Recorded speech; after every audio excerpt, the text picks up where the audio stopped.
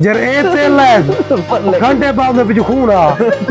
अस्सलाम वालेकुम, welcome to आसे व्लॉग। संगत क्या हाल है तुम्हारा? तबीयत से ठीक है? उम्मीद करना है कि तुम ठीक हो। सो सारा दी ऐसा काम करने तो बाद थकन तो बाद एक ऐसी गाल तुम्हारे सामने घेंदे आए हैं जड़ी बहुत ही बड़ी मजेदार है, क्योंकि आज असा तारिक शाह दे थोड़े खावन पीवन बनावन दा स्टाइल ही दसने ते किवें खाना बनाना रहेगा ते किवें दसेंदा रहेगे कहानी दसेसन सैयद शहजाद शाह। चलो हुन शुरू करने आए। अस्सलाम वालेकुम तारिक साहब, क्या हाल है? वालेकुम सलाम, शुक्र अल्लाह पाक दा। भाईजान तुम्हारी कहानी क्या सुने ना? जी मैं हुक्म कर रहा उस्ताद हैदर क्या ऐसा थी गयो थे बीमार। ठीक है, साड़ा मुंह थी गया नजले को कोड़ा जहर। ऐसा उस्ताद तारिक को आके ऐसा को पका देने भात। जी हाँ बिल्कुल। दवाई खानी है मुंह में कोड़े जहर वाला सा रोटी खाने डूडी बाद ये उस्ताद तारिक को क्या कहते ने उबाल है ना खीर दे चावल चाहिए दे नाल खंड दे पिया सर्फ ते सर्फ हाथ च पई गन ते मसरूफ आन घर बेगम नाल ए लिव देन हैंड फ्री होने लगी खड़ी ते है। ए हन मस्ती है इन्ना को ए समझना खंड चाहिए ना या सर्फ चाहिए ना। असा डू बीमार पे हैं भी तारिक शाह भात पका या सी कट्ठे काहे रखे हन ते तारिक शाह सही इने गे की चाने भात पका दे जी में आया सा कि चलो इनकी मेहरबानी ने शुक्रिया तेरा या बिल्कुल। ए काम दे चले गए ए सर्फ वाला भात से मैं खा दे पता ना कोड़ा जहर ही मैं सर मुंह कोड़ा जहर है हाथ ठीक हो सी या मैं कहा जरा तू खा मैं जगताल खा गया थाल हाँ वो दाल एक थाल खा के सही पता नहीं लग गया क्योंकि मैं कि मेरा मुंह भूख ने खा गया वो जो कोड़ा जहर है सही है। ते उस्ताद हैदर जो खा देने वो अद्धी प्लेट खा जाए कि मैं करे कोड़ा ज्यादा मैं नहीं खाना मैं मैंने कम दे वो सी असा से मैं सौंपिया हूँ जी में काम देगे बंद दे जंगा थड़का खा गए वो खादी बता उस्ताद तारिक दा सर्फ वाला बात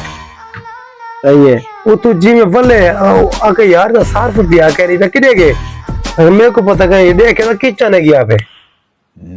तारिक साहब जी में काम दो बल्ले हाँ सी चीनी सटे आवे या सार सटे आवे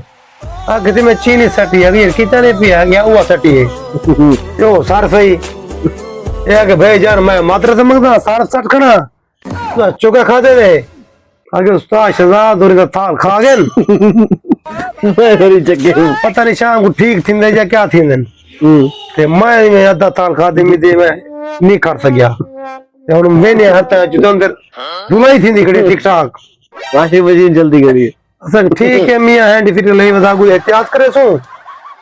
ते बे जाड़े भाई जान और सा गोश्त बैठे पड़े दे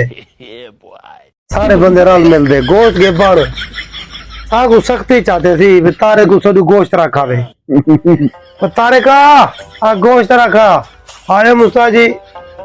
ए हैंड फ्री ले बता हुआ कितना रख रहे हैं मैं के भैया तल्ले कूलिंग नहीं करेगा उतले खाने रखने फ्रिज दे उतले खाने ये आके ठीक है उतर रख दे था ऐसे गोश्त चेंदा पूरा थाल भरया होया चाह दे फ्रिज दे उते चा रखने छत उते हो बेचना उतले खाने ना छत उते गोश्त दू जाड़े पिया रह गया साफ दाल सब्जियां खा दिया रखे दे तीजे जाड़े गोश्त पके तू जी में त्रीजा जाड़ा आए थे कमरे बो मच गई गर्मी को खेती बो है चूहा मोया पे क्या है देख ना फ्रिज दे उते गोश्त पे उते क्या रखा पारे मैं रखा एक जाके उतले खाने रखे तो लगे उते रखा उते मैं उते रख छोड़े को गोश्त खराब थी क्या 5-6 किलो जवान रखो बे फिर काम नहीं दसना बे फिर जवान ने डिप्टी लाग गए अट्टे मलन दे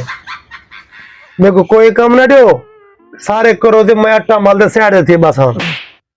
असा को ने गोश्त चाड़ी खड़े थे वीआईपी टाइट कर दे सारे को दे आटा मलन में दे पेन वो पता लगे जवान खंड चाहिए फोन लगे उसे कांडल जवान से खंड चाहिए मीठे रोटियां पका पक दिया वागन इधर गोश्त ही इधर घिना बोर उधर भाजी मीठी लगे मैं बेच बसल ढेर पहाड़ी थी क्या मसला है भाजी पकावाना है मंदे गड्डी में लाजस बाबा आटा के मले तारे के पहले आटा चखो रोटी चेक करो तारे के मले से पहले आटा चखो जी ने रोटी चखे थे वो तो कुछ मीठी हो गई दिल करे भाजी साइड को लार को रोटी खाती रहो ए थे जुआन देखो बयान जेरा काम दसो पहले दी हैंड फिर से मोबाइल कॉल रखो वेलकम करो बाली को काम दसो ओ तक सा देर सुत्ता पिया था आप आखियो से भाई गोश्त चाल करावे हां असा खड़े आते थे काम दे एक थी पे छुट्टी मैं के तारे का टाइम इतना है था को थी 6 बजे छुट्टी तू वसल टमाटर काप देना गोश्त चढ़ा दे असा तू गलिया खड़ा थी ई थी जोन क्या किते गोश्त उमे फ्रिज च पिया रह गए जी पिया हां वसल टमाटर काट दे ही चढ़ा खड़ा है ये गोश्त ने पहले वसल टमाटर गले खड़े हो सही पतीला आई बड़े जोर था ते गैस ता 2-4 किलो मोगे ते शाम को उन्हें वसल टमाटर गले खनन असा हाथ धो तो बहु भाजी तैयार हो सी अगु प्लेट जो हूं वसल टमाटर खनन गोश्त फ्रिज च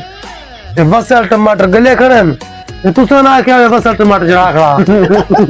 अते को काट दे गोश्त चढ़ा खाली वसल टमाटर चार खाली गोश्त में तो सा कहना 4 घंटे खाली वसल उबलते रह गए पानी जेरे दी कटिंग वाले वसल हन 4 घंटे वसल टमाटर भखड़े गए वे गोश्त की खुशबू ने छिड़के च ओ पावे आ तो खुशबू आवे आ हाई क्या ना फरेजी खाली थी पे गोश्त पिया ते तो नजर कर आया जी अच्छा पर ही खूब है और काम करो वो झाड़ा भूखा रह गया काम आप कर गिदा